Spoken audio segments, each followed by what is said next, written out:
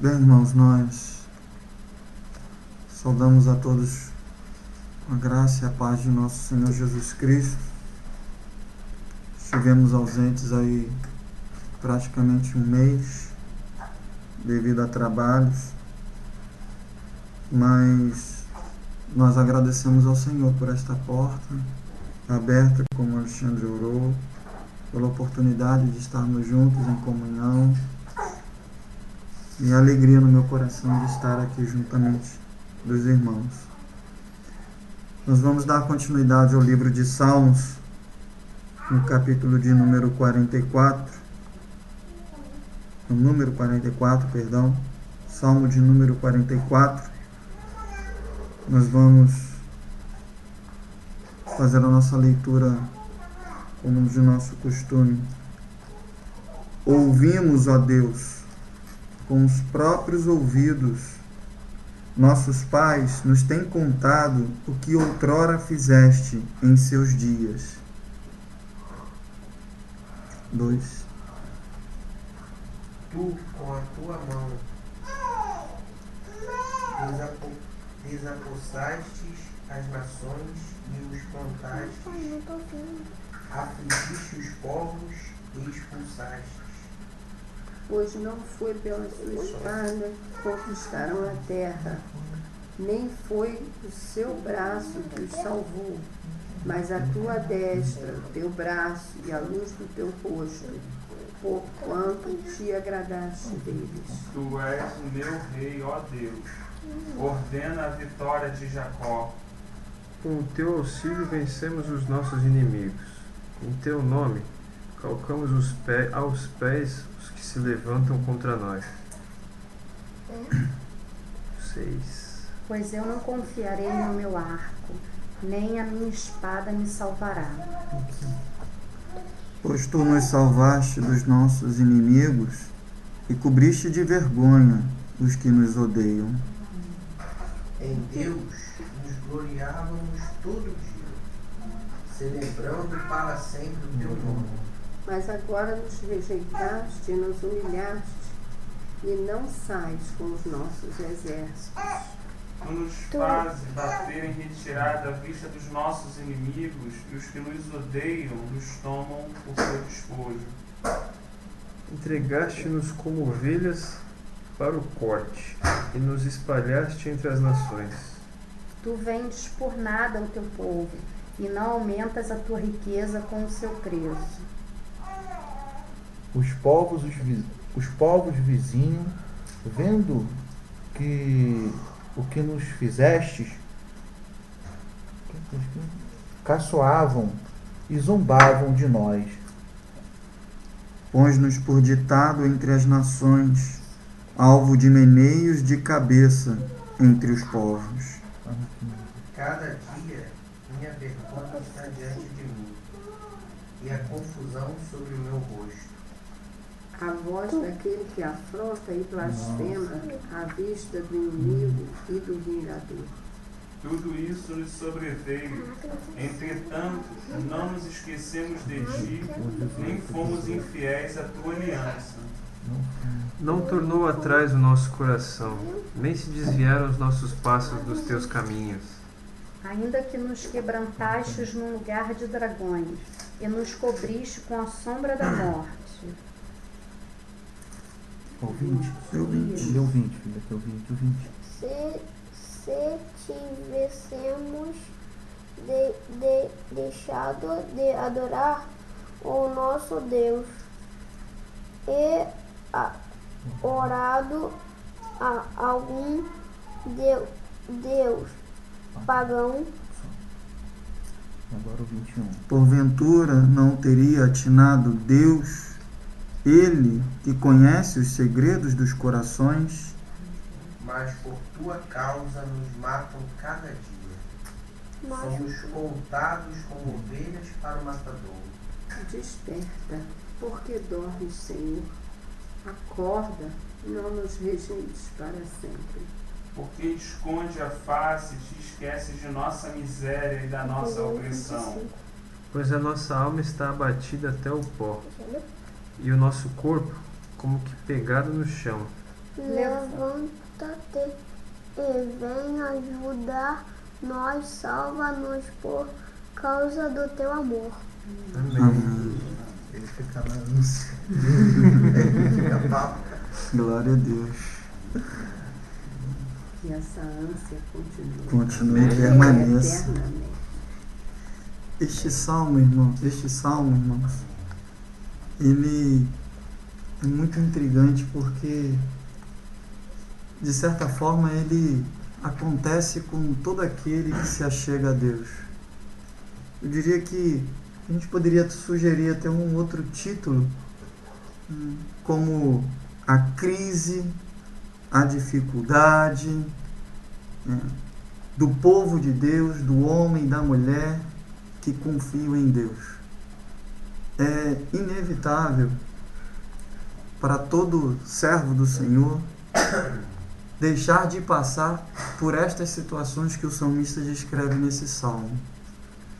É interessante que nós vamos ver 3 vezes essas oscilações. O salmo começa numa linha e aí a gente vai ver um embora, um entretanto, e aí vai mudar o salmo. E depois vai vir um outro entretanto que vai mudar a perspectiva do salmo de novo. E se nós pudéssemos definir como um gráfico, nós veríamos que é como se estivéssemos numa realidade com Deus. Daqui a pouco, sobe, cresce, né? Intensifica essa realidade com Deus. Daqui a pouco, vai lá embaixo, depois volta de novo. E assim a gente vai vivendo como se estivéssemos em determinadas oscilações. É como se uma hora estivéssemos muito bem com Deus, bem resolutos, bem decididos, mas aí acontece o dia mau, ou o dia bom, ou as coisas que estão, fora da nossa compreensão, e isso fizesse a nossa vida oscilar diante do Senhor. É interessante que até o verso de número 8, eu diria que seria um salmo em total perfeição. Porque até o verso de número 8, todo o salmo, esse salmo, no caso aí até o número 8, dedicam exclusivamente e completamente a dependência e a gratidão ao Deus Javé, a Cristo. Não estão adorando outros deuses, não estão buscando outras soluções, reconhecem que o fato de eles estarem ali no lugar onde eles estavam é pura obra de Deus. Não há como deixar de destacar que os pais cumpriram os seus deveres, porque em Juízes nós vamos lembrar que a geração que depois que se levantou não conheciam o Deus Todo-Poderoso, o grande El Shaddai, porque os pais não ensinavam, não declararam, não testemunharam dos feitos do Senhor que havia feito algumas gerações anteriores. Mas aqui o salmista diz que eles ouviram, os seus pais contaram o que eles fizeram. Tanto que o verso de número 3 reconhece que todas as coisas que foram feitas, realizadas, e a gente pode traçar um paralelo, como de tudo aquilo que Deus criou, isso só foi obra do Senhor, não foi mais de ninguém. Foi Deus que fez todas as coisas, foi Deus que mudou todo o quadro de aparente ruína, foi Deus que fez as grandes coisas e as grandes maravilhas. Por isso ele declara, não foi pela minha espada, não foi o meu braço que deu a vitória, mas porque a tua destra, por causa do teu braço e por causa do fulgor do teu rosto, por causa do teu brilho do teu rosto sobre nós, é que nós fomos bem-aventurados. Foi só por causa disso, Senhor. Então a Ti nós estamos dando a honra, a glória, o louvor e a exclusiva adoração. Reconhecendo que todas as coisas de fato foram feitas por Ele. A gente poderia dizer então que de certa forma, se se adere literalmente à palavra do apóstolo Paulo, que diz que por ele, para ele e por meio dele são todas as coisas. A ele, pois, somente a glória. Amém. Eles reconhecem isso. Eles reconhecem o auxílio do Senhor. Eles ainda dizem que não adianta confiar no arco, não é confiar na espada, no sentido da destreza humana, da sabedoria humana, do entendimento humano, mas a única coisa que faz com que esse povo prospere, no sentido de ser bem-aventurado, no sentido de ter comunhão com Deus, no sentido de serem diferentes, né, das nações, é porque o Senhor os veio, os resgatou e os tomou pelas mãos. Se acabássemos aí, eu acredito que seria um salmo perfeito para os nossos dias atuais da cristandade. Reconhecendo que se hoje estamos diante do Senhor, se estamos na presença do Altíssimo, é a obra exclusiva da cruz do Calvário. Foi porque a obra da cruz foi consumada por completo, nos dando esse total acesso, como diz o autor aos Hebreus, né, para entrarmos com ousadia no Santo dos Santos, para entrarmos com ousadia na presença de Deus.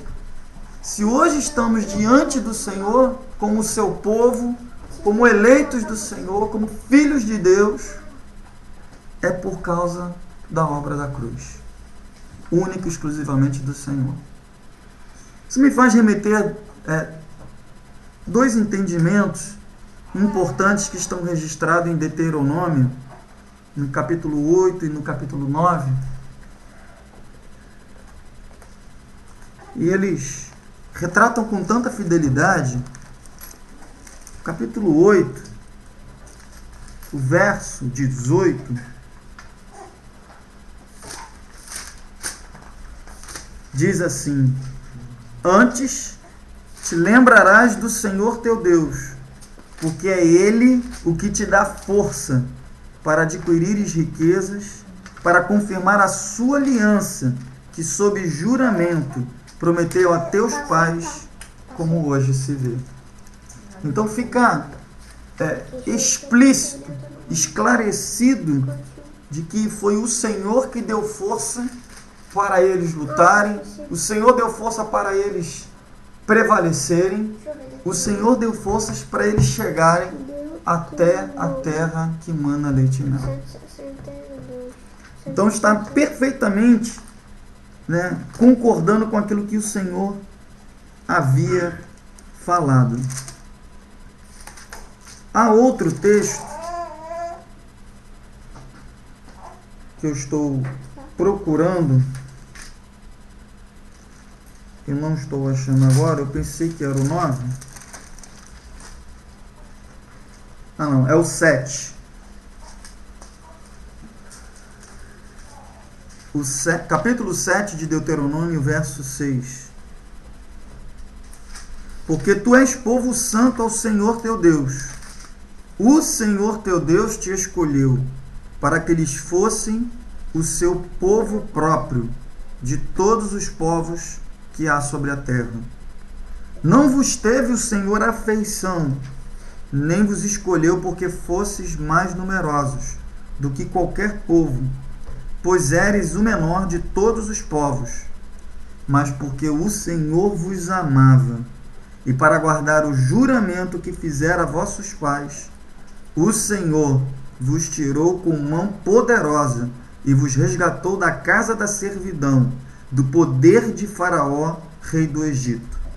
Saberá, pois, que o Senhor teu Deus é Deus, o Deus fiel, que guarda a aliança e a misericórdia até 1000 gerações, aos que o amam e cumprem os seus mandamentos.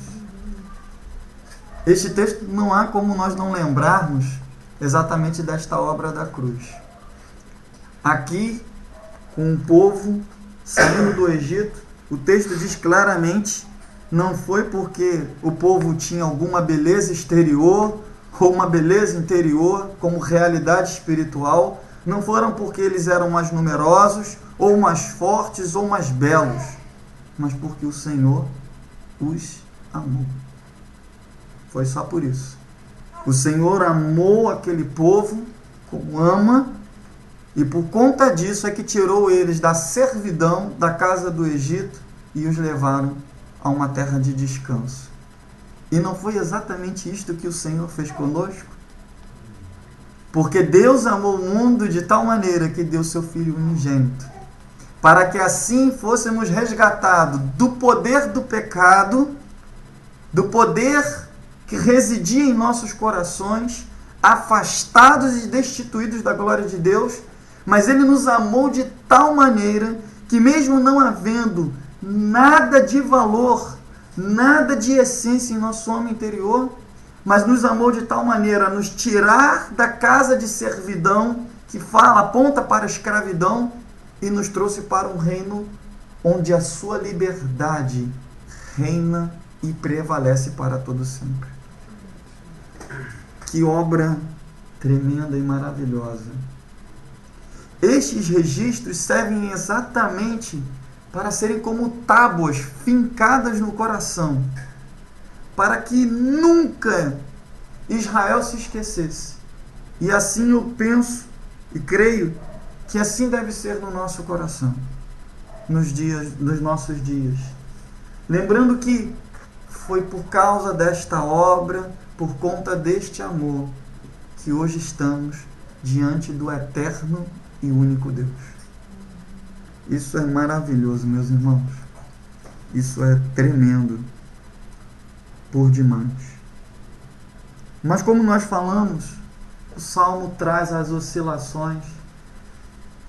E eu perguntaria, quem de nós aqui não teve oscilações em sua vida espiritual? Em sua vida com Deus? O Salmo traz esta realidade. E o próprio subtítulo do Salmo, os irmãos vão lembrar, que tem aquela palavra hebraica dizendo machil, que fala sobre um salmo didático. E o que é o salmo didático? É o salmo de alguém que experimentou uma realidade e agora se torna corresponsável, juntamente às realidades eternas, a ensinar aqueles que não experimentaram, exatamente para os encorajá-los. Então o salmista aqui, os filhos de Corá, experimentaram isso, e por conta dessa experiência, agora traz para todo Israel essa experiência como uma forma de aprendizado, para que leve aos outros também a mesma realidade.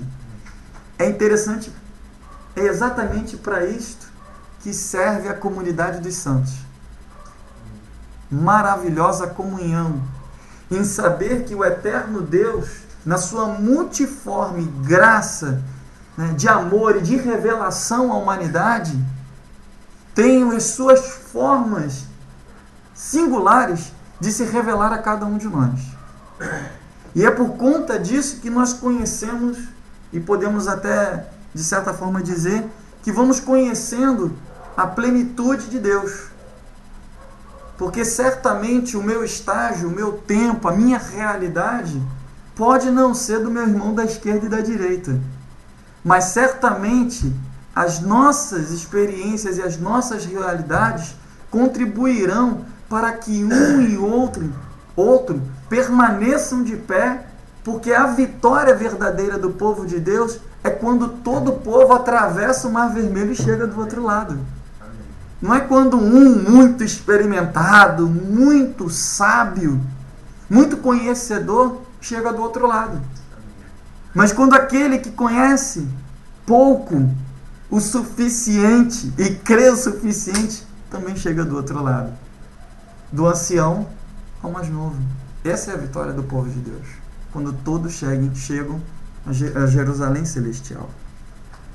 E aí vem então a onda, o contraste, porque até agora o Salmo só fala de adoração, de gratidão e de reconhecimento.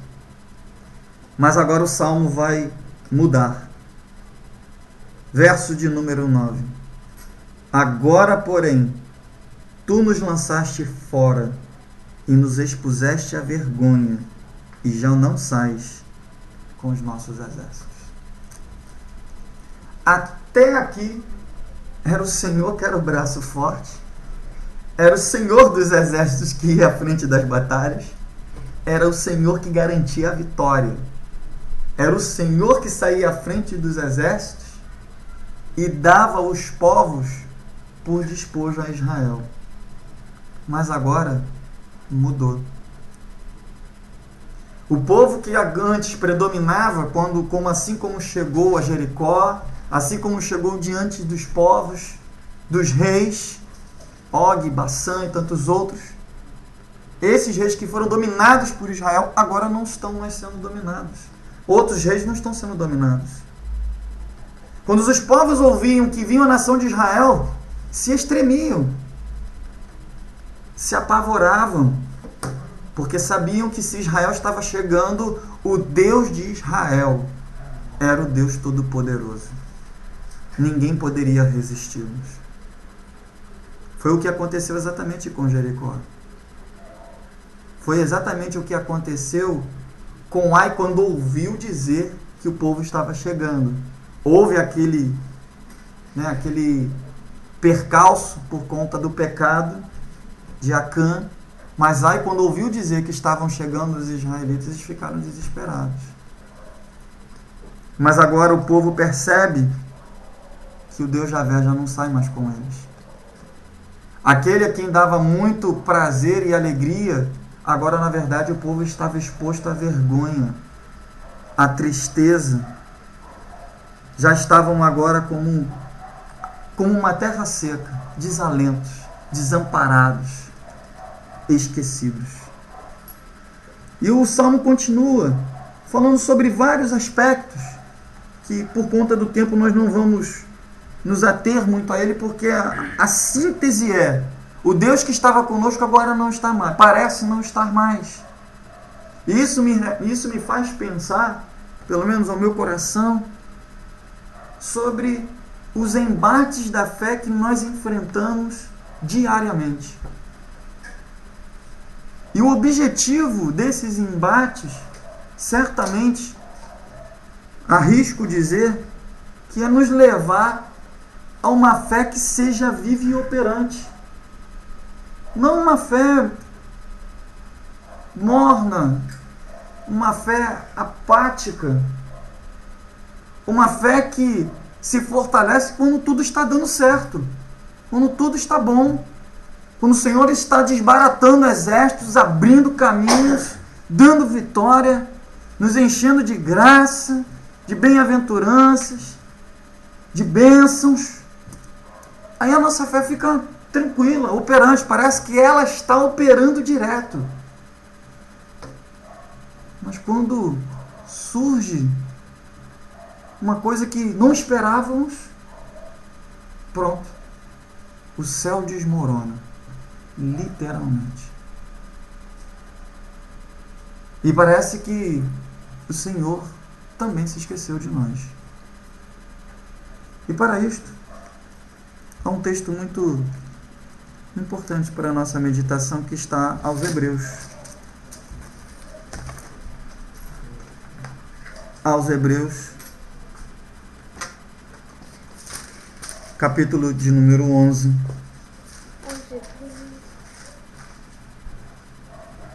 A partir do verso 30.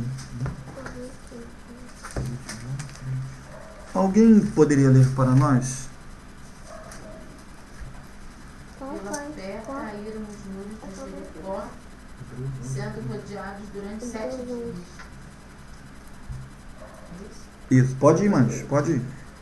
Pela fé, Raabe, a meretriz, não pereceu, com os incrédulos acolhendo em paz os espias. O que mais direi? Faltar-me-ia o tempo contando de Gideão, de Baraque, e de Sansão, e de Jefté, e de Davi, de Samuel e dos profetas, os quais pela fé venceram reinos, praticaram a justiça, alcançaram promessas, fecharam as bocas dos leões. apagaram a força do fogo, escaparam do fio da espada da fraqueza, tiraram forças na batalha, se esforçaram, puseram em fugida os exércitos dos estranhos. As mulheres receberam pela ressurreição seus mortos, uns foram torturados, não aceitando seu livramento, para alcançarem uma melhor ressurreição. Continua? Pode continuar. E outros experimentaram escárnios e açoites e até cadeias e prisões. Foram apedrejados, cerrados, mortos a fios de espada, andaram vestidos de peles de ovelhas e de cabras, desamparados, aflitos e maltratados. Homens dos quais o mundo não era digno, errantes pelos desertos, e montes e pelas covas e cavernas da terra. E todos estes, tendo tido testemunho pela fé, não alcançaram a promessa.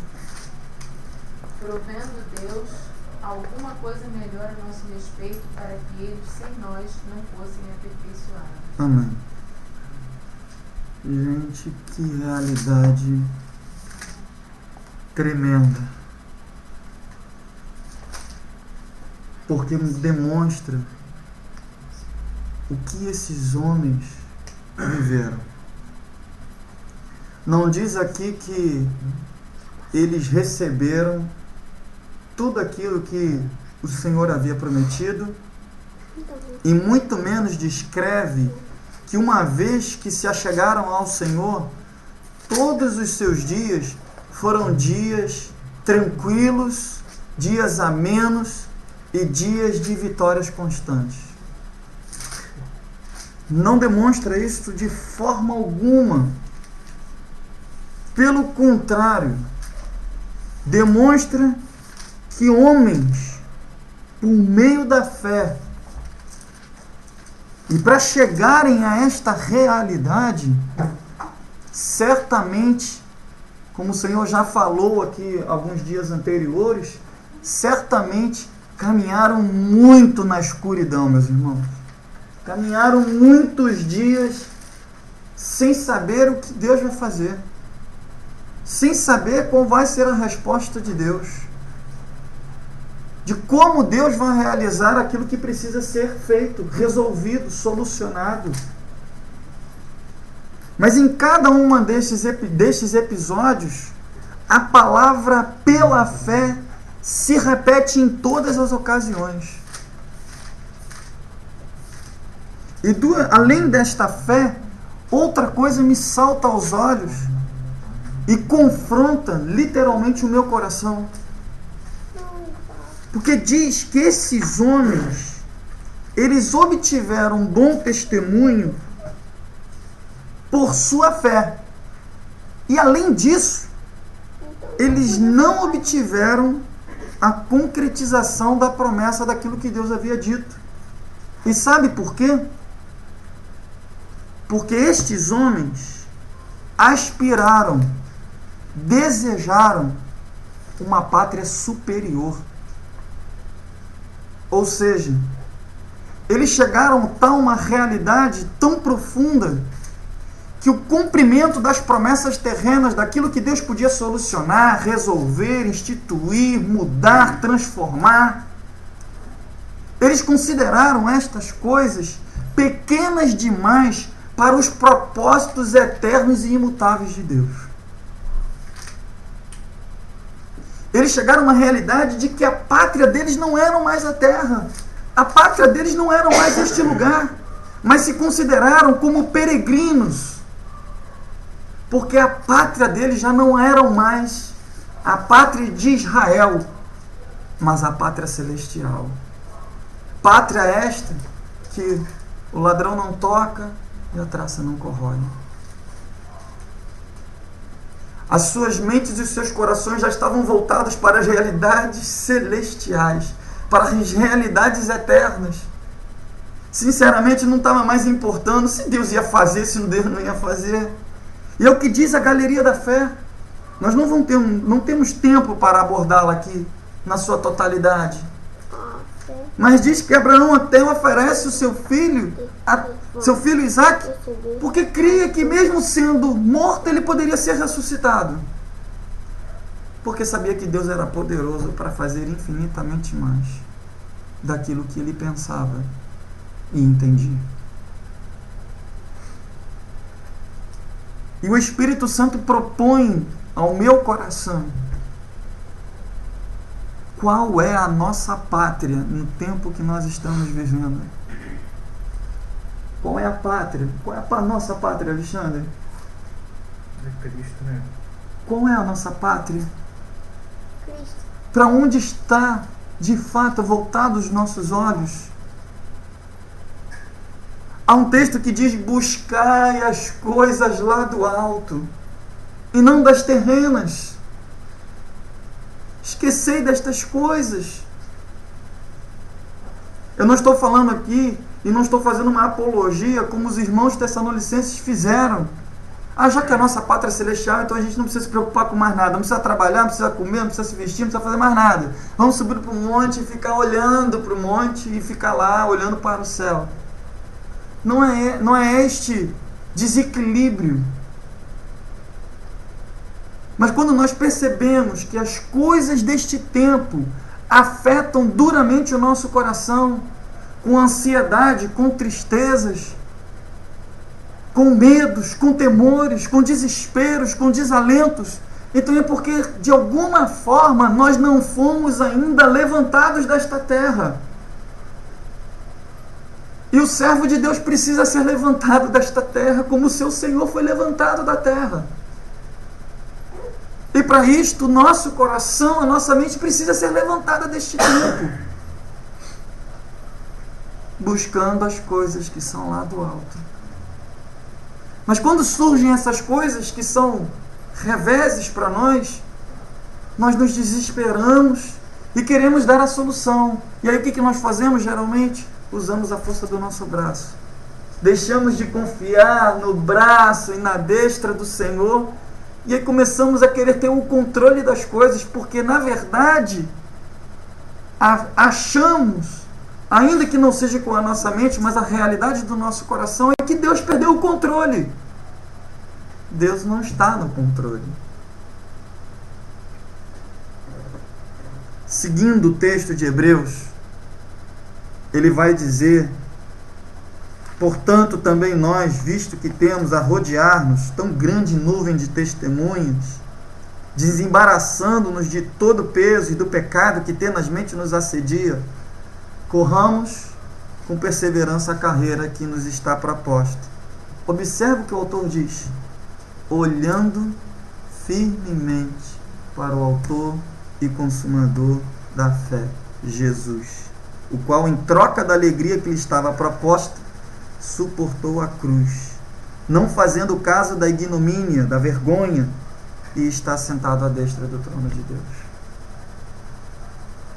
A conclusão que o autor dos Hebreus chega, olha só, diante de tudo isso que esses homens viveram, dos seus reveses, do andar no escuro, da falta da resposta, do aparente abandono de Deus, olha, desembaraça de todo o pecado e olha firmemente para o autor e consumador da fé, porque aquele que começou a boa obra é fiel para completá-la e aperfeiçoá-la até aquele grande dia. A maior prova de amor já foi dada, que foi a obra plena na cruz do Calvário. E Paulo escreve isso. Se nós, quando éramos considerados inimigos de Cristo, recebemos tão grande benefício através da obra da cruz, não nos daria agora a ele coisas maiores ainda, uma vez que fomos restituídos e sendo chamados seus filhos? Meu Deus! Como e por que? Eu acho que esta é a grande pergunta. Como e por que nos esquecemos destas realidades quando estamos nesses furacões do nosso tempo? Eu sempre que li esse texto, desembaraçando-nos de todo pecado, eu sempre pensava que era aquela coisa do nosso calcanhar de Aquiles. Porque eu vou falar por mim, apesar de acreditar que é universal esta realidade, cada um de nós tem um calcanhar de Aquiles. Eu, pelo menos, eu tenho. E aí toda vez que eu li esse texto, eu tenho que me desembaraçar desse calcanhar. Tenho que tirar isso da minha vida. Senhor, me ajuda. Isso tem que sair, isso tem que sair. Igual o Paulo, né, com isso. Tem que sair. Já pedi 3, 5, 10, 20. Mas, meditando um pouco mais nesse texto, e como o texto começa falando de fé, no capítulo 11, né, no início, desde o capítulo 11 ele vem falando de fé. Fé, olha, fé, né, a convicção das coisas que se esperam, sem vê-las, sem fé é impossível agradar a Deus. Depois fala sobre os patriarcas, fala da galeria da fé, e aí depois vem terminando com essa conclusão. Olha, desembaraça de todo pecado e olha firmemente para o autor e consumador da fé. Esse desembaraçar de todo pecado, ainda que seja esta realidade, há uma maior realidade aqui. Porque este é o grande problema para o embate da fé, que é a incredulidade. Incredulidade. Desembaraçar de todo o peso da incredulidade que assola a nossa mente e o nosso coração. Eu escutei hoje um amigo lá no trabalho, ele falando algumas coisas lá de um ramo de atividade que ele atua secularmente, fora do trabalho. E aí ele falou assim: rapaz, o negócio é feio. Eu tenho os direitos autorais e aí eu preciso tomar conta, porque eu acho que estão me enrolando. Eu acho que estão me passando a perna. Estão dizendo que a minha música não está tocando, que não sei o quê. Então eu tenho que ver, e eu tenho que fazer, eu tenho que entrar em contato, e eu tenho que pesquisar. Eu vou botar algum pessoal para ficar andando aí nas casas noturnas, porque eu tenho que ver, eu tenho que controlar, eu tenho que ver. E eu fiquei pensando assim, olhando para aquele cenário. É o camarada que está com aquela pilha de copos na mão e aí joga para cima, mas só que a pilha de copo está cheia de coisa dentro do copo. Então ele tem que se equilibrar, não pode deixar o líquido cair, ele fica com aquele desespero.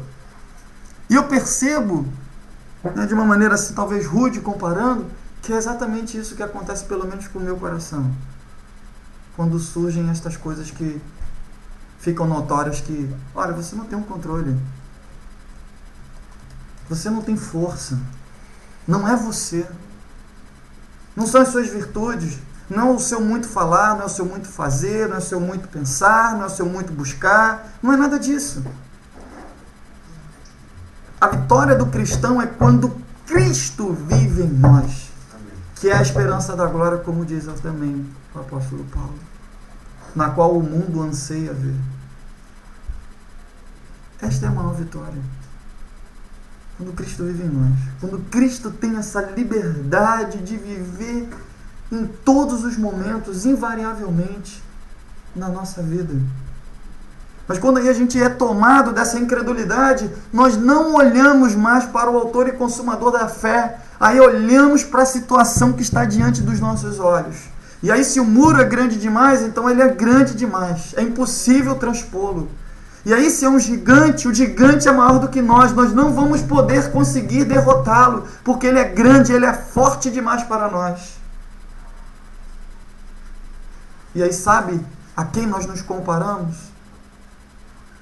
Aos homens que viram todas as coisas boas, foram os espias, viram todas as coisas boas e maravilhosas que Deus separou, mas eles não creram. Sabe qual foi o final destes homens? Não entraram na terra da promessa, porque não creram naquilo que Deus falara. Eu arrisco nesta noite dizer que de todos os pecados que haja no nosso coração, na nossa vida, o pior deles é a incredulidade. Por isso o autor também diz, sem fé é impossível agradar a Deus. Porque tem que ter fé para crer em Deus, na sua existência, no seu domínio, no seu poderio, na sua soberania. Se não acreditamos nisso, então a gente vai sempre colocar a mão, achando que a força do nosso braço pode controlar alguma coisa. Vai trazer fruto. Não. Se eu pegar, aí eu planto, eu rego, eu vou fazer tudo. E vai nascer a planta. Não vai nascer a planta. Porque você pode molhar, você pode fazer tudo. Mas se Deus não der o crescimento, não vai acontecer nada. Como essa palavra é confrontadora diante dos dias que estamos vivendo. Porque são dias maus. Dias preditos, mas são dias maus. E sempre quando o dia mau bate na porta do nosso coração, da nossa família, dos entes queridos, somos tomados do pavor e do medo. Somos tomados disto. E rapidamente, ou para que não dizer oportunamente, procuramos alguma válvula de escape. E aí que mora o grande perigo, porque geralmente as válvulas de escapes são terrivelmente demoníacas, porque tem origem no príncipe deste século, porque tem origem na mente deste século, no governo deste século. E aí nos subjugamos ao governo deste século sem sequer perceber. Eu acho que à vontade, varão. O mais importante a gente colocar assim, né, dentro disso tudo que o irmão falou também, acho, porque a gente tem visto assim, né, até acho que nos outros estudos, acho que o Rafael falou, que a maioria que a gente hoje ouve das pregações, né, é voltada às promessas de Deus para este tempo. O interessante é que se a gente pesquisar as escrituras, né, minuciosamente, a gente vai ver que as promessas é tudo para o século vindouro. São promessas, mas são promessas em Cristo, no reino do Senhor. Não são promessas para o tempo presente, né? Você leu esse texto de Hebreus capítulo 11, olha o versículo 40, eu não sei como é que está a tua tradução, mas a minha tradução ela está interessante, porque lê para nós. Juntando com isso daí que você está falando, né, dentro dessa linha assim, que eu estou querendo colocar, para enriquecer um pouco mais para os irmãos, diz assim, ó, porque Deus provera para nós algo melhor, para que eles não fossem aperfeiçoados sem nós. Quer dizer, todos esses irmãos que sofreram tudo isso que está dizendo nos versículos anteriores, porque Deus provera para nós algo melhor, né? Então, assim, quer dizer, Deus ainda não aperfeiçoou eles completamente, eles ainda não entraram na plenitude do Senhor, assim vamos dizer, né? Porque a palavra diz que um dia ele vai se manifestar, então veremos o que havemos de ser, o Senhor vai ressuscitar primeiros mortos. Então, o porquê, interessante, porque que eles viram a terra prometida, todos esses homens, esses servos de Deus, conseguiram ver todas as promessas, mas eles não alcançaram a promessa. Porque o Senhor estava aguardando, todas as gerações compreenderem e pela fé alcançar essa promessa, pela fé, para que junto o Senhor possa fazer um povo com a sua plenitude. Consegue entender? Então, o pior de tudo, acho que o que mais danifica o Evangelho hoje, assim, o que mais ataca a defesa do Evangelho que o Senhor veio nos trazer, e a palavra em si, é correlacionar as promessas todas da palavra de Deus para esse presente século.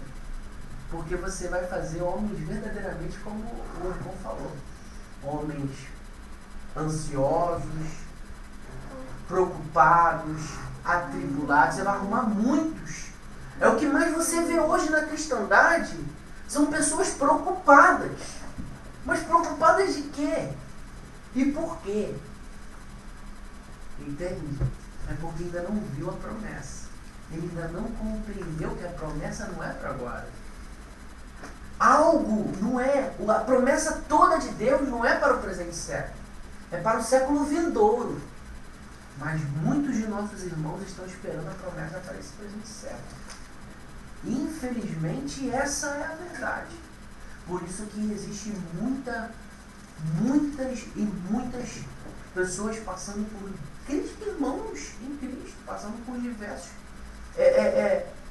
Não estou falando aquilo que o Senhor está trabalhando, mas você vê o irmão, às vezes, numa ansiedade, num problema. Sabe, eu vejo, às vezes eu encontro irmãos assim, sabe, numa situação complicada. Eu mesmo já passei por algumas, e eu pude perceber que realmente porque a gente não consegue, sabe, alcançar a gente, por um determinado momento, como que se aquilo tudo se tornasse areia, sabe, e o vento levou.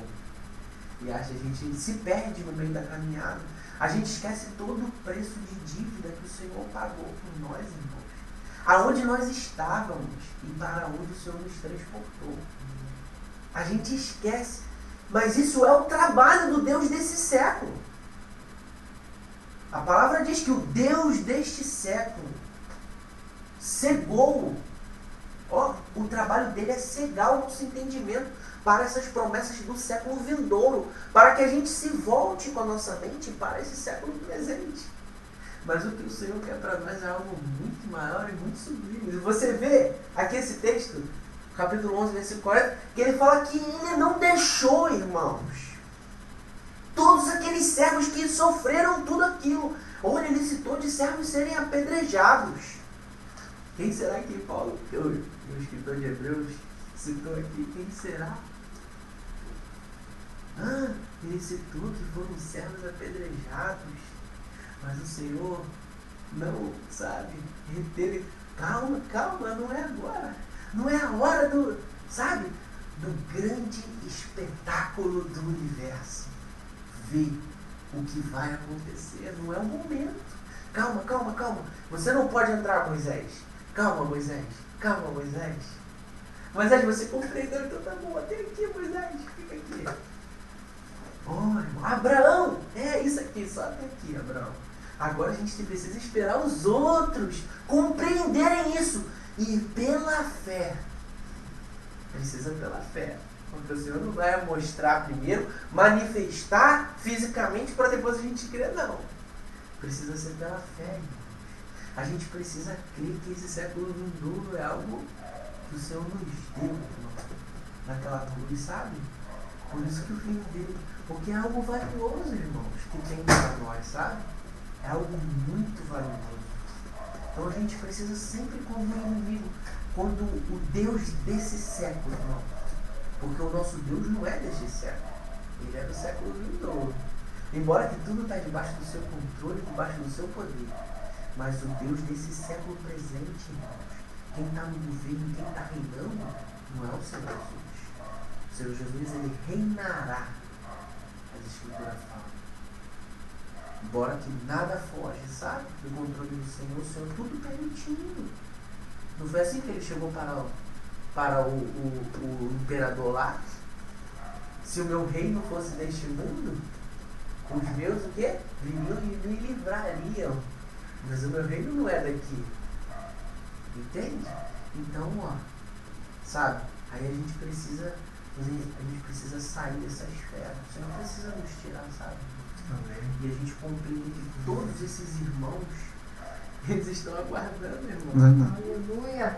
Eles estão aguardando a gente compreender isso para o grande banquete. Não está dizendo ali? Há uma nuvem de testemunho, irmãos. Não foi o texto que o irmão leu? Que existe uma nuvem de testemunha. Irmão, se a gente parar para pensar que está ali Moisés, Abraão, está Isaac, irmãos, está os grandes, está Davi, irmão, aguardando. Está nos aguardando, irmão, para a grande festa e o grande banquete, para que nós possamos participar juntamente com eles. Irmãos, e aí seria muito chulo da nossa parte esperarmos. Não, mas o Senhor me prometeu que eu vou ter um emprego número 1 de tal. Irmãos, não, mas o Senhor me prometeu que eu vou para o Japão. Sim, irmãos, tudo bem, podemos até botar expectativa no nosso coração, mas isso não tem que ser a nossa esperança. Isso não tem que ser o que acalenta o nosso coração. Isso pode ser algo superficial, assim, a gente sabe, mas não o que é algo primordial na nossa carreira. Mas o primordial da nossa carreira é esse banquete que os nossos irmãos estão nos aguardando. Para essa festa.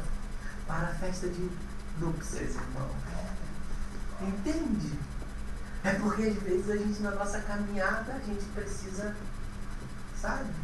O Senhor nos ajude. Eu não estou falando isso, irmão, porque eu estou na mesma situação dos irmãos.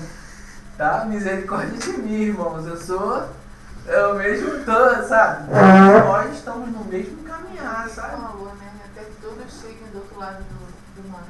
É. Vai se cumprir, né? Isso aí. É verdade, né? Aí tem uma passagem que fala que toda a criação aguarda a manifestação Dos filhos de Deus. Amém. Toda a criação aguarda. Mas, seguindo a tua proposta, Pablo, a gente poderia dizer de certa forma que a gente nasceu de novo, mas não estamos vivendo o reino. Nascemos de novo, mas não vivemos o reino. Porque se nós nascemos de novo, estamos apenas sendo considerados como prediletos de Deus. E o pior, porque a linha é muito tênue, queremos usar a Deus para alcançar alguma coisa que nós somos incapazes para alcançar. E aí queremos usar a Deus. Não, mas eu sou seu filho, eu sou servo. Aí a gente vai ver as muitas palavras que a gente ouve nesse tempo moderno. Comerei do melhor da terra, eu sou teu servo. E a gente começa a achar que de alguma forma temos privilégios. E que devemos desfrutar desses privilégios já, imediatamente. Uma vez que já nascemos de novo, porque chegamos a Deus. Nos achegamos a Deus. É tão pobre essa consciência que, na verdade, nós não nos achegamos. Né? Ninguém se achega a Deus. Os profetas mesmo disseram: não há um sequer que faça o bem e que me busque. Sou sempre eu, diz o Senhor, que busco os meus. Eu é que vou lá em busca. A gente vai ver isso em toda a Bíblia. De Adão a Apocalipse. É sempre Deus indo atrás do homem. É sempre um humano que vem atrás do meu irmão. Sempre foi assim. Então percebemos que é por conta dessa consciência rasa, queremos nos limitar e, pior, achar que estamos plenamente satisfeitos, gozando de maravilhas e de delícias com Deus, por causa do cumprimento dessas promessas que são fichinha, comparáveis com aquilo que Ele há de fazer com o seu reino quando Ele se manifestar. Porque o seu reino não se manifestará apenas na terra, mas em toda a criação, em todo o universo. E aí queremos pegar todo o universo e encaixar na terra. Pegar o universo e engole terra. Pegar tudo no universo e quando tivesse colocar na goela da terra. Botar num planetinha. E que recentemente o meu cunhado estava até falando. Vê como é que a terra, nem a terra com a sua extensão toda, né? Como é que a gente pode aqui? Mede a terra aí, Marcelo. Mede a terra.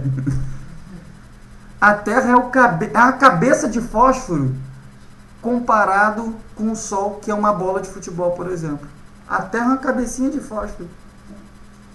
Não é nada. Nada. E aí olha a expectativa da manifestação da glória de Deus e juntamente com os seus filhos em todo o universo. É muito raro. É a gente querer ser medíocre demais, com perdão da expressão, meus irmãos. E se contentar com a ida ao Japão, com emprego, com carro. Tem coisa que realmente fogem até da nossa capacidade de compreensão, de entender. Nós não podemos sondar a mente de Deus para conhecê-los. Para avançar, meus irmãos, a coisa ainda vai se estreitar um pouco mais. Porque no verso 17, no versículo 17, ele diz o seguinte: tudo isso, ou seja, do verso 9 até o verso 17, todas essas coisas, opróbrio, vergonha, derrota, enfim, tudo isso nos sobreveio. Entretanto, olha aí, observa aí o entretanto, não nos esquecemos de ti, nem fomos infiéis à tua aliança.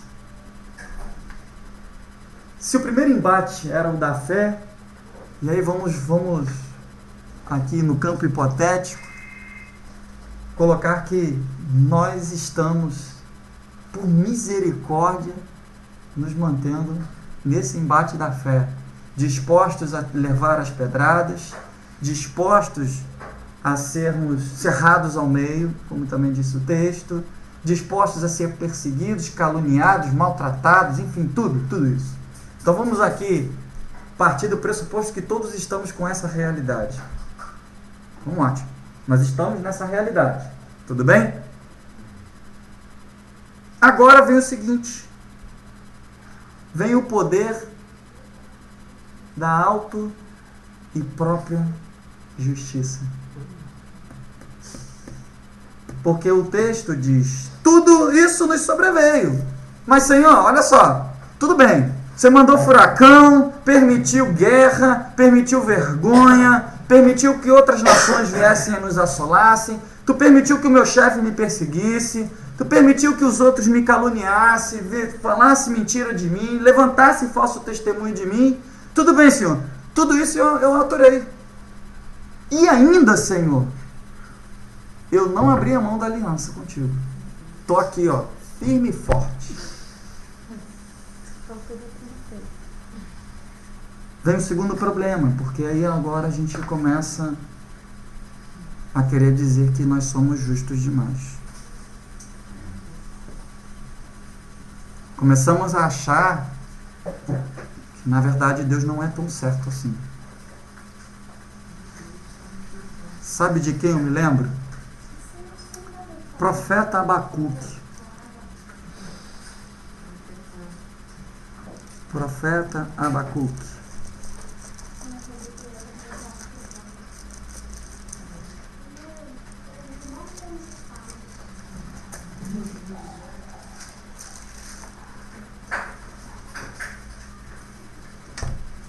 Não tem como não falarmos deste texto,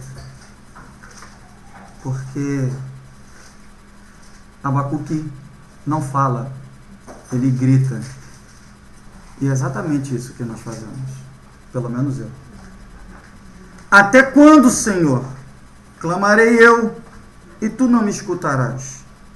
Gritar-te-ei violência, e não salvarás? Por que me mostra a iniquidade e me fazes ver a opressão? Pois a destruição e a violência estão diante de mim. Há contendas e o litígio se suscita. Por esta causa a lei se afrouxa e a justiça nunca se manifesta, porque o perverso cerca o justo e a justiça é torcida. Percebemos então que é muito fácil, o viés é muito estreito e somos facilmente levadas como presas. Exatamente como o salmista diz, como ovelha é levado para o matadouro, e assim nós somos levados pelo nosso senso de justiça. E achamos que o Senhor sequer consegue reconhecer essa nossa justiça. E é por isso que gritamos, como fez Abacuque. E aí eu fiquei meditando um pouco sobre isso, irmãos, e me lembrei literalmente das palavras de Jesus com a mulher adulta. Naquele episódio que foi até dramatizado, né, no filme Paixão de Cristo, que ele está lá escrevendo, Todo mundo... E aí, mestre, o que a gente faz? Tudo. É aquela coisa, né? Ninguém precisa perguntar. Todo mundo sabe o que tinha que fazer. Né? Mas vamos mostrar aqui que a gente sabe das coisas, né? A gente é justo demais. E aí, mestre, o que a gente vai fazer? O que a lei diz? E aí tá o mestre só... O Senhor só mexendo ali na areia. Eu fiquei até impressionado. E muitos já até perguntaram o que o Senhor estava escrevendo ali. Não sei, alguém sabe? Rafa, sabe, Rafa? O que o Senhor estava escrevendo ali? Eu já ouvi um irmão falar alguma coisa. Eu também eu não me lembro. Eu vi um irmão falar uma coisa que ele estava... Assim, eu vi duas coisas. Eu vi um irmão falando que ele estava escrevendo inocente. Uhum. Né? Foi o que mais me marcou até quando esse irmão compartilhou, né? E aí, aquela turma toda, já tomada com as suas pedras, com a sua própria justiça, né? Com a sua justiça, prontos para atacar a pedra. E qual é a pergunta do Senhor? Atire a primeira pedra. Quem nunca pecou? Quem nunca transgrediu a lei do Senhor? Quem for justo. Quem for justo. E eu fiquei pensando, meditando um pouco sobre isso. E eu fiquei lembrando que quando as coisas acontecem, coisas em que é até por razão, vamos falar, né, na razão, no campo da razão, é até certo que está sendo feita uma injustiça. Nós estamos sendo injustiçados de repente por alguma coisa. Mas nesse momento, eu fiquei pensando e... será que eu teria condição de pedir juízo sobre aquele que me defraudou? Será que nunca eu defraudei alguém? Será que se alguém me tratasse mal, eu teria condição de pedir ao Senhor que ajuizasse aquela pessoa, sabendo que eu certamente um dia destratei alguém e talvez nem saiba? E eu fiquei pensando sobre isso. Que condição cada um de nós tem de pedir juízo sobre alguém? Qual é a nossa condição? Ainda que estejamos como esse quadro. Não, Senhor, nós não abandonamos a tua aliança. Eu medito na tua lei, eu oro, eu jejuo, eu entrego o dízimo, faço tudo. Faço tudinho. Mas quem de nós poderia pedir juízo sobre alguém? Quem de nós poderia fazer isso?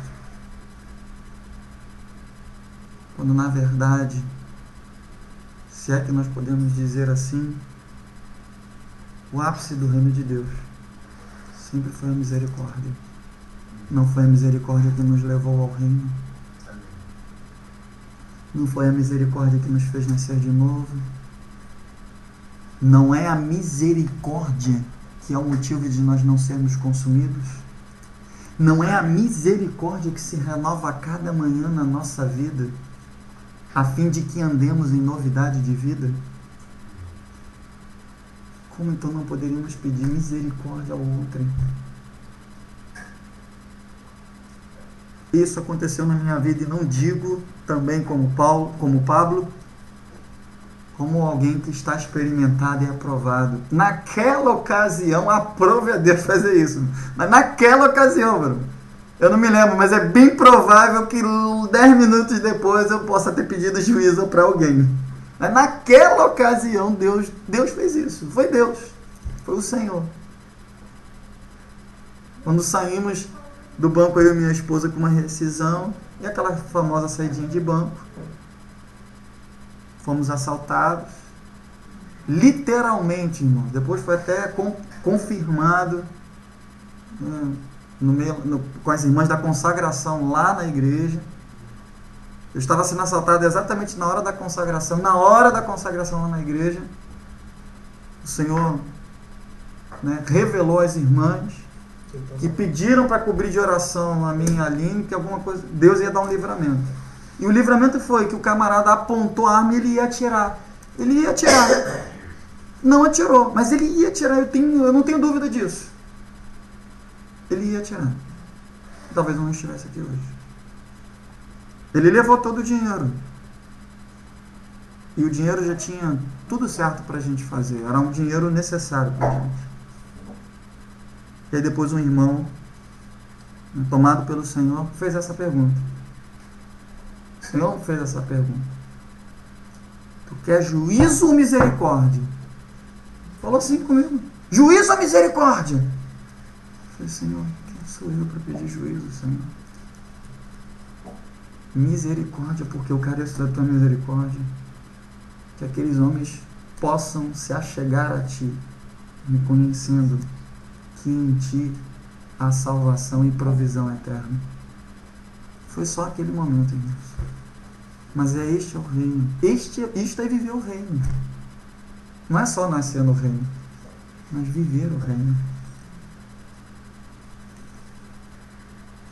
E é interessante que o salmista, ele continua se justificando. E geralmente é assim que, pelo menos eu, Roger, faço.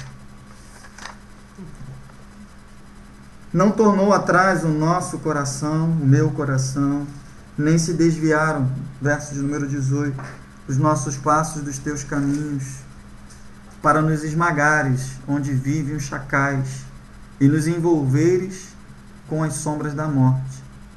Se tivéssemos esquecido o nome do nosso Deus, ou tivéssemos estendidos a mãos a deuses estranhos, porventura não teria atinado Deus, Ele que conhece os segredos do coração? Percebe que a justificativa, ela permanece, ela dá outros tons para ratificar a sua justificativa. Também não há como nós não lembrarmos do nosso irmão Jó, que em meio às suas contendas, em meio à sua adversidade, quanto tempo ele levou se justificando? Quanto tempo, gente? Né? Se justificou,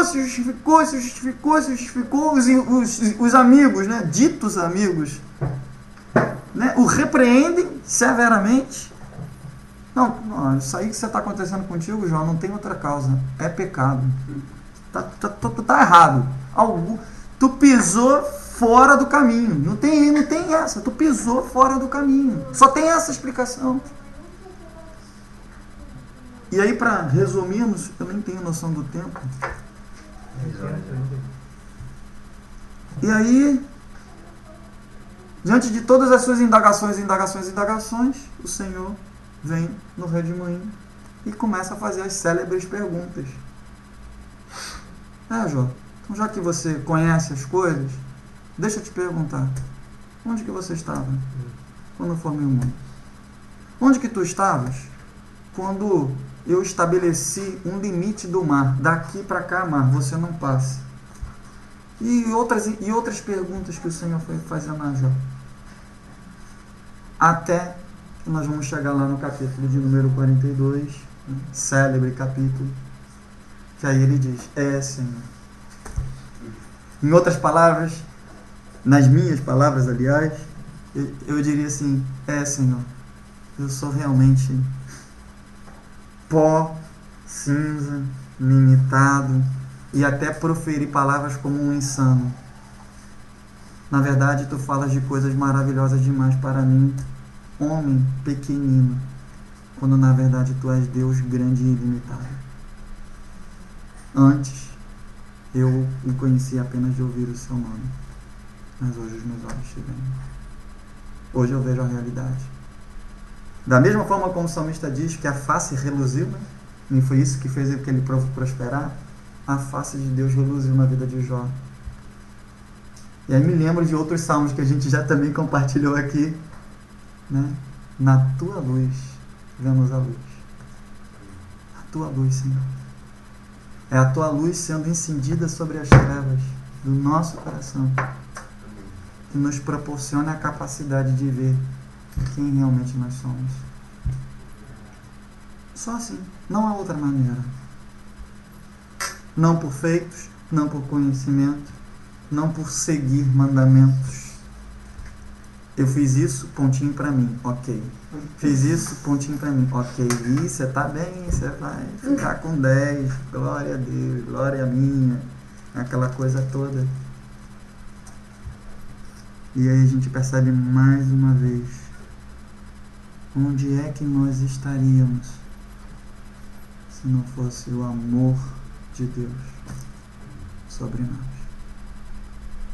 Onde que eu estaria se o Senhor não me tomasse como a ovelha toma como o pastor toma a sua ovelha? Onde que eu estaria? Onde que nós estaríamos?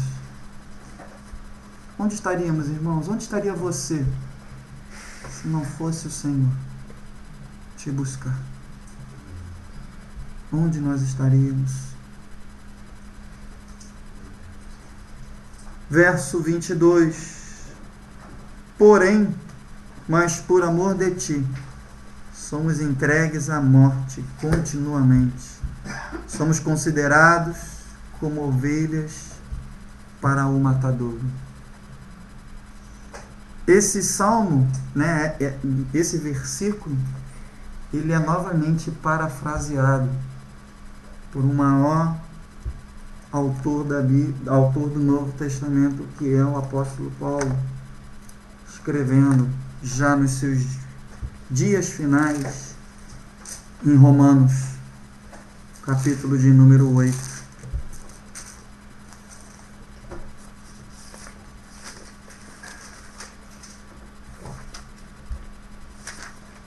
Pablo, lê para nós, por gentileza, a partir do verso de número 31 ao 39. Que diremos, pois, a essas coisas? Se Deus é por nós, quem será contra nós? Aquele que não poupou nem mesmo seu próprio filho, antes o entregou por todos nós, como não nos dará também com ele todas as coisas gratuitamente? Quem acusará os escolhidos de Deus? Deus é quem justifica. Quem o condena? Cristo é quem morreu, mas ainda é o que também ressuscitou. É aquele que, além de estar à direita de Deus, também intercede por nós. Quem nos separará do amor de Cristo? A tribulação, a angústia, a perseguição, a fome, a nudez, o perigo ou a espada? Como está escrito: por tua causa somos entregues à morte todo dia. Somos considerados como ovelhas para o matadouro. Mas em todas essas coisas somos mais que vencedores. Glória a Deus. Por meio daquele que nos amou. Porque estou certo de que nem a morte, nem a vida, nem os anjos, nem os principados, nem as potestades, nem o presente, nem o porvir, nem a altura, nem a profundidade, nem alguma outra coisa criada poderá nos separar do amor de Deus que está em Cristo Jesus, nosso Senhor. Aleluia. Que realidade, irmãos. Que realidade. Não há como dizer, para já findarmos, pelo menos aqui a minha parte, daquilo que o Senhor nos fez meditar. Bem-aventurados sois quando forem angustiados, perseguidos e atribulados por causa do meu santo nome. Ah, meus irmãos, quando esta realidade sai da mente e entra no coração, a ponto de entendermos que os pensamentos do Altíssimo são maiores do que os nossos pensamentos, de que a vontade eterna de Deus é muito maior do que a nossa. Quando isto impregna o nosso coração, enche totalmente nosso coração, então aí sim nós podemos parafrasear e repetir a oração de Abacuque. A parte final da oração de Abacuque, que diz: ainda que não haja fruto na oliveira, ainda que não haja fruto na vide, ainda que não haja curral, não haja gado no curral, ainda que pareça tudo o contrário, eu todavia me alegrarei e exultarei ao Deus da minha salvação, Cristo Jesus. E ele ainda diz mais, porque além de tudo isso, o próprio Cristo nos faz andar altaneiramente. Sabe o que significa isso? Andar em lugares mais altos. É ser levantado da terra, é não ser dominado por vistas, por emoções, por sensações, por ouvidos, mas andar no reino celestial. Andar com os olhos fitos em Deus, no autor e consumador da nossa fé, Cristo Jesus, o nosso Senhor. Irmãos, esta é a realidade que o salmista quer nos propor. Por isso ele mesmo deixa no final a sua petição, sabendo que não é em vão a sua petição. O momento pode ser difícil, pode ser ruim, pode ser drástico, pode ser medonho, mas sabemos que aquele que começou a boa obra, como nós falamos, é fiel em completar. Ele nos amou e Ele nos ama. Ele nos amou e Ele nos ama. Que essa segurança no amor de Deus eleve os nossos olhos, como também disse o salmista: eleva os meus olhos para os montes. De onde virá o meu socorro? O meu socorro vem do Senhor, que fez os céus e a terra. Nele está a nossa redenção, nele está a nossa salvação, nele está a nossa segurança, nele está o nosso ir, nele está o nosso vir. Nele está a nossa provisão, a nossa subsistência. Nele está a nossa paz. Aleluia, Senhor. Aleluia. Que o Espírito Santo dê continuidade ao nosso coração através de sua palavra. Foi até aqui, irmãos, que eu, pelo menos diante da minha limitação, pude me aperceber daquilo que o Senhor desejava falar conosco nesta noite. Alguém quer